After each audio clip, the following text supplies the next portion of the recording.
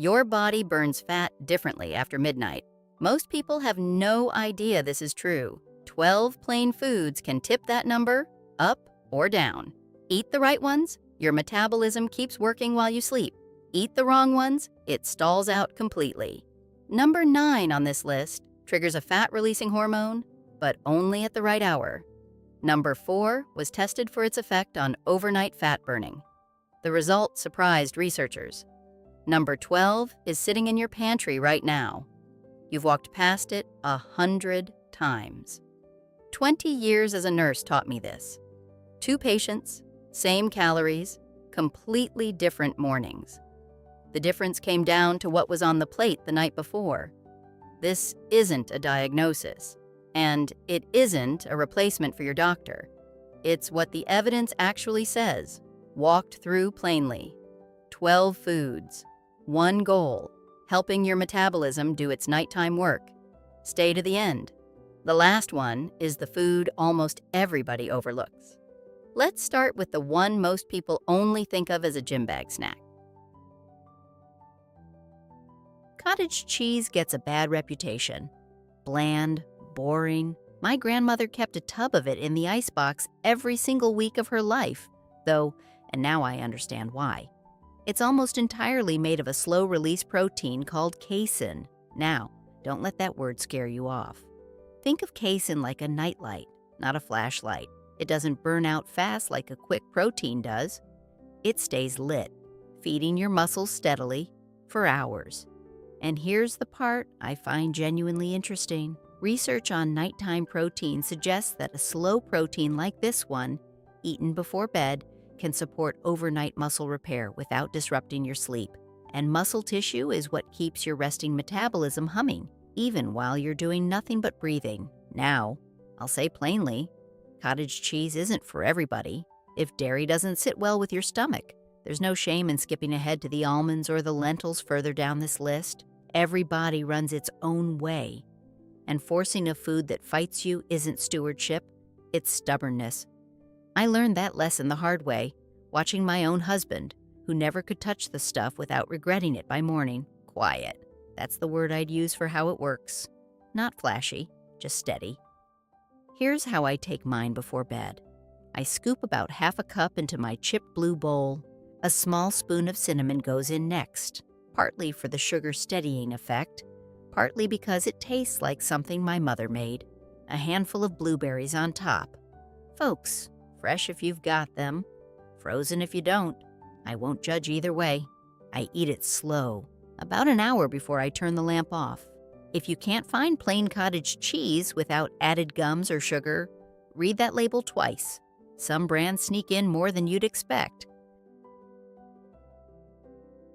Now, was it my mother or my aunt who first told me almonds before bed help you sleep?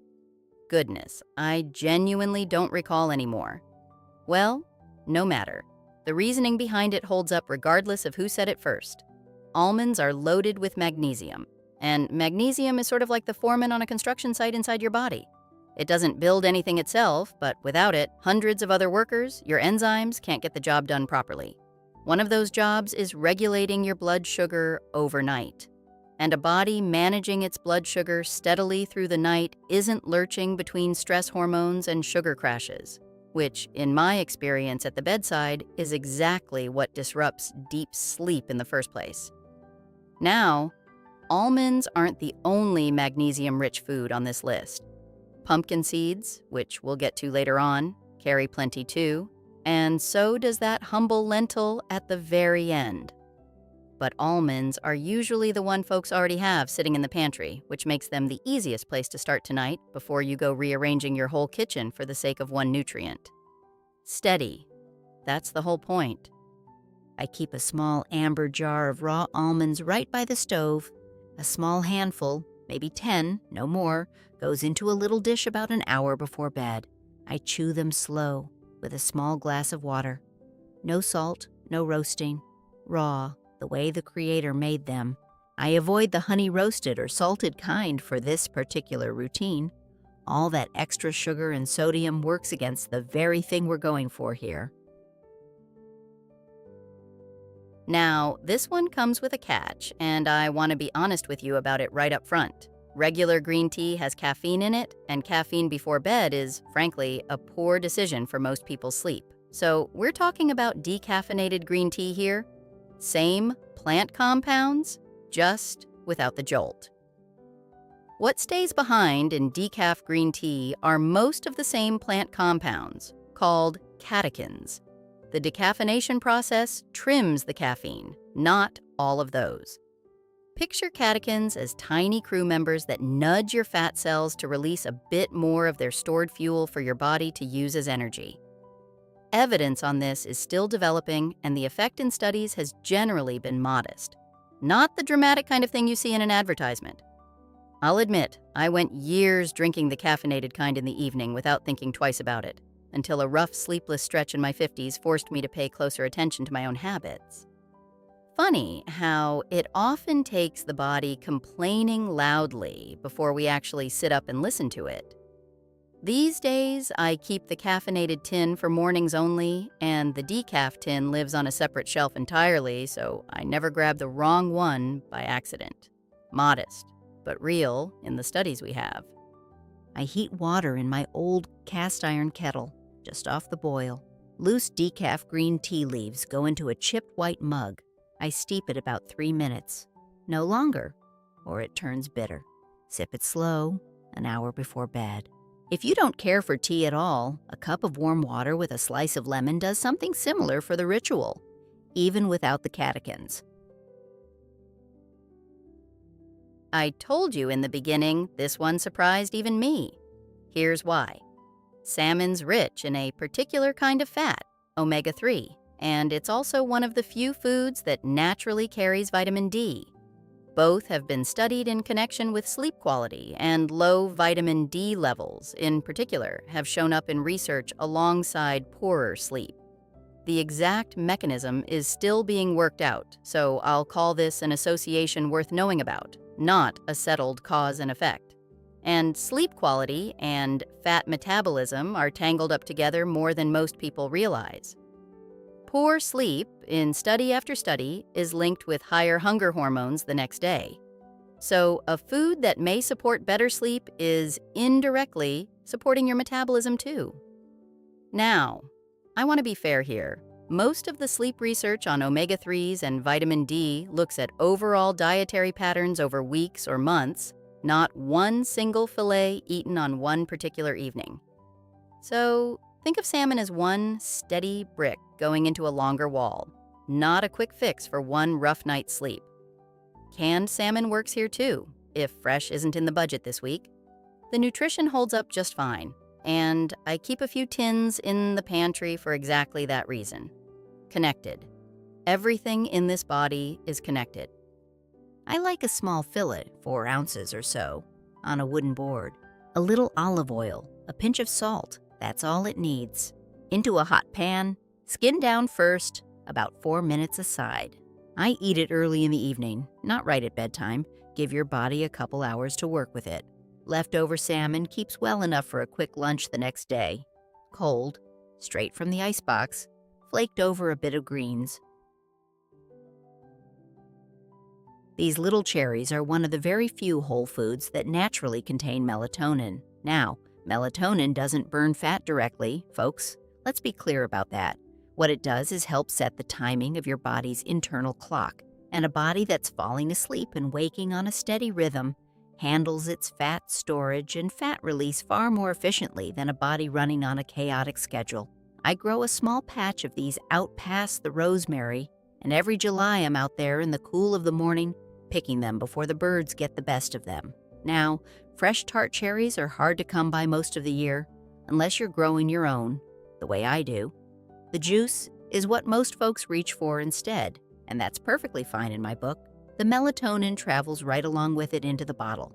Just read the label close, though, because plenty of cherry juices on the shelf are really just sweet cherry juice with a fancy name, and sweet cherries don't carry near the same melatonin content. Timing, that's the gift this fruit gives you. I take about a half cup of tart cherry juice, the unsweetened kind, in my speckled colander setup for measuring. Pour it into a plain glass, nothing added. I drink it about an hour before bed, slow, like a nightcap that actually does some good. I water mine down just slightly if it tastes too tart on its own. A splash of water never hurt anybody's nightcap. Kiwi's a funny little fruit. Fuzzy on the outside, and folks mostly think of it as just a vitamin C source. But there's been research specifically on kiwi eaten before bed, and it's shown improvements in how fast people fall asleep and how long they stay asleep. The leading theory involves its natural serotonin and antioxidant content working together, like a two-person team closing up shop for the night. And here again, it loops back to that same principle. Better sleep tends to mean steadier hunger hormones, and steadier hunger hormones tend to mean a body that isn't fighting itself over food the next day. Now, I'll mention the original kiwi research used the green variety specifically, not the golden kind you'll sometimes see sitting beside it at the store.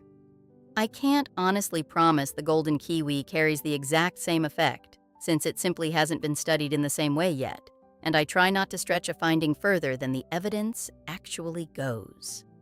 When in doubt, I reach for the green ones, the fuzzy old-fashioned kind my grandmother always called the only real kiwi. Small fruit, real effect. I take 2 kiwis from the basket about an hour before bed, slice the ends off, then right down the middle. I scoop it straight out of the skin with a spoon, the way my niece taught me, of all people. The skin's edible too, if you don't mind the fuzz. I just never developed the taste for it myself. Now, was it my husband who first brought these home from the farmer's market, or did I find them myself? Honestly, the memory's gone fuzzy on me, but what stuck was what I learned about them afterward. Pumpkin seeds are one of the richest plant sources of an amino acid called tryptophan. Think of tryptophan as the raw material your body hands off to a little overnight factory, and that factory turns it into serotonin and then into melatonin. They're also one of the better plant sources of magnesium, which we already talked about with the almonds. That same foreman showing up again to keep the night shift running smoothly. Now, roasting these does change them somewhat. Browning brings out a nuttier flavor most folks prefer, but high heat can take a small bite out of some of the more delicate nutrients along the way. I keep mine raw for this particular evening routine and save the roasted, salted batch for soups and salads instead, where a little flavor loss hardly matters. It's a small distinction, but in a list built around the evidence, small distinctions are worth mentioning rather than glossing over. Small seed. Big job. About a small handful, maybe 2 tablespoons, goes into my little terracotta dish. I eat them raw, just as they are, no roasting needed. A snack while I'm reading, an hour or so before the lamp goes out. Store them in the icebox, not the pantry, or they'll turn rancid on you faster than you'd expect. Plain Greek yogurt, not the sweetened tubs, is another slow protein food, like the cottage cheese we talked about earlier, but it brings something extra to the table. It's fermented, which means it carries live cultures, tiny workers that support your gut. And research increasingly suggests your gut and your metabolism are in closer conversation with each other than scientists used to think. A well-supported gut appears, in current studies, to play a role in how efficiently your body manages weight. Evidence here is still preliminary, mind you, and population studies don't always translate the same way to every individual body. I want to be honest with you about that. Now, not every tub on the shelf labeled Greek yogurt actually qualifies here. Some are thickened with starches and gums rather than strained the traditional way, and those don't carry anywhere near the same protein punch, no matter what the front of the container claims. I've learned to check the ingredient list rather than trust the label, and look for one that simply says milk and live cultures, nothing more. It's a small habit, but it makes a real difference in what you're actually getting. Preliminary, but promising. I scoop about 3/4 of a cup of plain Greek yogurt into my mason jar. A small drizzle of raw honey on top. Just a little. This is a blessing from the bees, not a dessert. I eat it slow with a small wooden spoon, an hour before bed. If honey's not your preference, a few sliced strawberries do the same gentle job of sweetening it. I told you in the beginning this one raises a hormone your body needs to actually release stored fat. Eggs are it. Eggs are a complete protein, meaning they carry every single amino acid your body can't manufacture itself. And eating protein, plain and simple, raises a hormone called glucagon, which is the direct counterpart to insulin. Picture two people on a seesaw. When glucagon's up, your body is far more willing to release stored fat for fuel. The timing question I get most about eggs is whether they're a good evening food at all, given the cholesterol talk people remember from decades back. Current dietary guidance has largely walked that concern back for most healthy adults, though if you've got a specific condition, that's a conversation for your own doctor, not for me. Now, where your eggs come from matters less for this particular mechanism than people often assume. A pasture-raised egg and a conventional one carry roughly the same complete protein and trigger roughly the same glucagon response either way. The pasture-raised kind does tend to carry a somewhat better fatty acid profile overall, which is worth knowing for other reasons, but it isn't the reason I've put eggs on this particular list tonight. Protein's protein, mostly, when it comes to this one mechanism. Complete. That's the whole point of this food.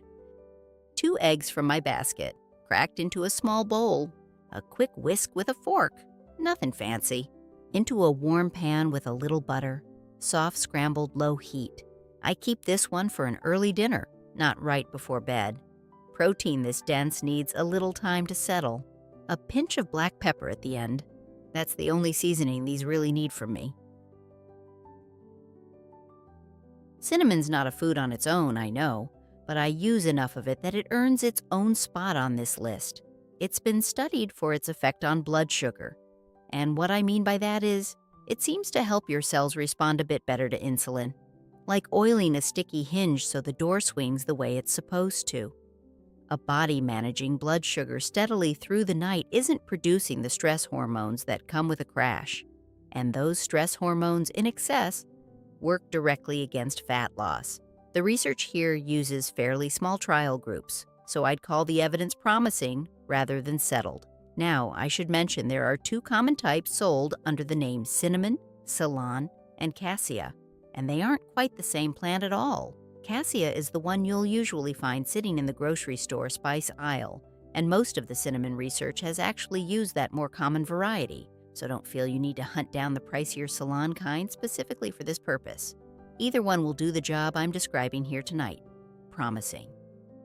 About half a teaspoon of ground cinnamon, measured into a tiny wooden bowl. I stir it into warm milk, or sometimes right into the cottage cheese from earlier. It goes with nearly everything on this list. A small sip, an hour before bed. A little goes a long way with this one. Too much turns bitter rather than warm. This one grows wild along my fence line every June, and I'd be lying if I said I didn't look forward to harvesting it. Chamomile contains a plant compound called epigenin, and research suggests apigenin may interact with some of the same calming receptors in your brain that certain prescription sleep aids target, far more gently, mind you, and mostly shown in early-stage studies rather than large human trials. And calmer sleep, once again, loops back to steadier hormones the next day. This isn't a flashy mechanism, it's a quiet one. Now, if you're on certain blood thinners, chamomile's worth a quick conversation with your pharmacist first, since it can interact with a few common medications in ways most folks never think to ask about. I mention this not to scare you off a flower that's been used safely for centuries, but because a good steward checks before she steeps, not after. The same goes for pregnancy. When in doubt, ask the person who actually knows your chart, not a video on the internet. Gentle. A teaspoon of dried chamomile flowers goes into my little ceramic teapot. Hot water, not quite boiling, poured right over. I let it steep 5 minutes, then pour it into a plain cup and drink it slow. A spoon of honey softens the flavor nicely if plain chamomile tastes too much like the inside of a hayloft to you. We'll close with the humble lentil, which I think gets overlooked by people chasing fancier ingredients. Lentils combine protein and fiber in a way few foods manage, and that combination digests slowly. It's like feeding a wood stove a thick log instead of kindling. It burns longer, and it keeps your blood sugar from spiking and then crashing through the night. They also feed the good bacteria in your gut, the same ones we talked about with the yogurt. And a well-fed gut, current research suggests, tends to correlate with a more efficient metabolism. Now, lentils do carry a reputation for causing a bit of bloating in folks who aren't used to eating much fiber. And I won't pretend otherwise just to sell you on the idea. Starting with a smaller portion, maybe a quarter cup instead of a half, and working your way up over a couple weeks gives your gut bacteria time to adjust properly. It's the same principle as not sprinting a full mile on your very first day back at walking. Patience pays off here. Humble. But honestly, this might be the most underrated food on the whole list. I keep a small batch of cooked lentils in my copper pot, made earlier in the day. A small bowl, maybe half a cup, with a little olive oil and a pinch of cumin. I eat this one earlier in the evening too, alongside the salmon some nights. Gives the body plenty of time to work through it before sleep. Canned lentils, drained and rinsed well, work just fine on a night when cooking from dry feels like too much. 12 foods. Nothing exotic, nothing expensive, and nothing here replaces a conversation with your own doctor about your own body. What I've shared is what the research currently says, and what 20 years of nursing taught me to pay attention to. And I'll say one more thing. Since I know some of you are dealing with more than just a few restless nights, chronic stress, shift work, recovery from illness, food alone won't undo all of that, and I'd be doing you a disservice pretending it could. But it's one piece you actually have control over, starting tonight, and in my experience, that's worth something. If you try even one of these tonight, I'd love to hear which one and how your sleep felt the next morning. And here's a question for the garden fence. Out of everything we covered, which mechanism surprised you most? The casein, the apigenin, or the magnesium? I'm curious where your mind landed. If this kind of plain-spoken, evidence-based gardening and kitchen wisdom is useful to you, consider subscribing. I post something new most weeks. And whatever you take away from tonight, take it slow. Nothing on this list needs rushing. Least of all, your own health. Take care of that body of yours tonight. May the Lord keep you healthy, and I'll see you in the next one.